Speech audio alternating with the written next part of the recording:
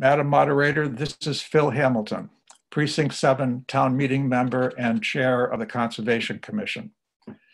This is an explanation of Article 10K, requesting authorization of Community Preservation Act funds to construct a universally accessible trail in the Parker Meadow Conservation Area. This project began 6 or 7 years ago.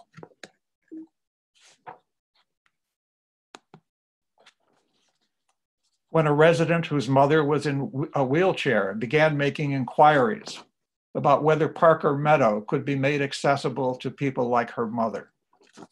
Parker Meadow, because of its relatively flat terrain, its proximity to the town center, and its scenic beauty, was thought to be the ideal site for a universally accessible trail. The Conservation Commission, joined by the Commission on Disability and the Recreation Department, requested and were granted CPA funds for the design of the trail. After some delays caused by staff turnover and an unsuccessful round of bidding, a design was completed in the spring of 2020.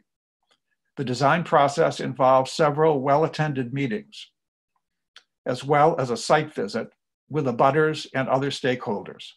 The Conservation Commission approved the design and submitted it to the Community Preservation Committee, which unanimously approved the funding for the project. Now, let me just tell you what the plan involves. It involves 3 different elements. The first is a realignment and upgrading of the parking area, which is located here on Revere Street.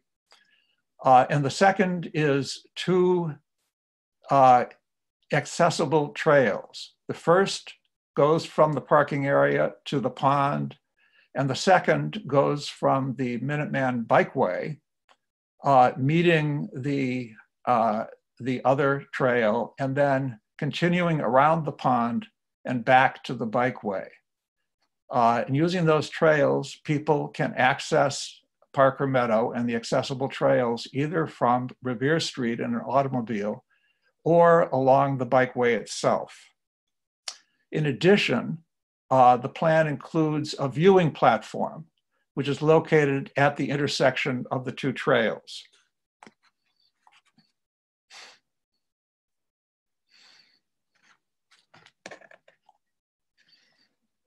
All elements of the plan comply with the stringent standards of the Americans with Disabilities Act.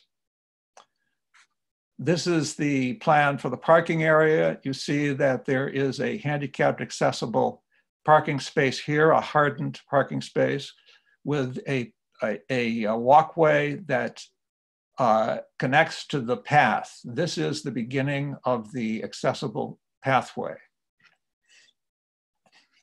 And this is a plan at a higher level that shows the pathway continuing from the parking area down here all the way to the edge of the pond where the viewing platform will be located. The other trail starts here at the Minuteman Bikeway, goes around the pond, in the process crossing 2 streams, one here and one here, on wooden boardwalk bridges, and then continues to back to the Minuteman Bikeway. The trails, which follow already established paths in Parker Meadow, will provide 1,755 linear feet, or 1/3 of a mile, of walkways that are universally accessible. That is, that can be navigated by a person in a wheelchair, by a person with a walker, by a person with a stroller, and by others whose mobility issues now make it very difficult or even impossible for them to enjoy the town's conservation lands. This is a sketch showing the viewing platform. This is the trail coming from Revere Street. This is the trail coming from the bike path. You'll see there's room here, plenty of room for a wheelchair, and people who don't need a wheelchair have a bench to sit in, and there's quite a bit of space here. And it's separated, it's not sticking out into the pond, but it's at the edge of the pond. Now, unfortunately, compliance with the Americans with Disabilities Act is not cheap. Here's a breakdown of the estimated cost of the project. You see that the largest item by far is $340,269 for construction of the trails.